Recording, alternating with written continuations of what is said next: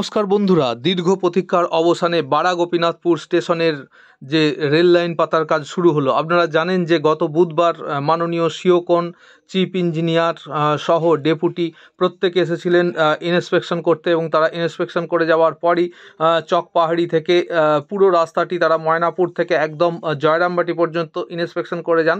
এবং দেখছেন এখানে চকপাহাড়ির কাছেও রেল লাইন পাতার কাজ চলছে, অনেকটি অগ্রসর হয়েছে সেই কাজ, এবং খুব দ্রুততার সঙ্গে এই লাইনটি সম্পূর্ণ করার কথা তারা বলেছেন। এবং সেই উদ্দেশ্যে তাদের ইন্সপেকশনের পরই কিন্তু বড় গোপীনাথপুরে যে রেল লাইন পাতার কাজ শুরু হয়ে গেছে গতকাল থেকে, এবং এতেই আশার আলো দেখা যাচ্ছে যে খুব দ্রুততার সঙ্গেই কিন্তু বর্ষার পরই হয়তো ট্রেন চলাচল, ট্রায়াল রান, এই সমস্ত কাজ শুরু হবে।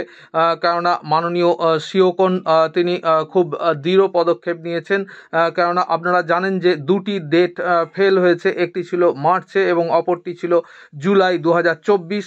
এখন জানেন যে আগস্ট মাস পড়ে গেছে, সেই কারণে তারা আসেন এবং কথা বলেন। মাননীয় চিফ ইঞ্জিনিয়ার সিওকন, ডেপুটি সহ প্রত্যেকে ছিলেন, এবং যারা এই ফিল্ডে আছেন সেই সমস্ত ইঞ্জিনিয়ারদের সঙ্গে তারা কথা বলেন এবং দ্রুততার সঙ্গে কাজটি সম্পাদন করার জন্য বলেন।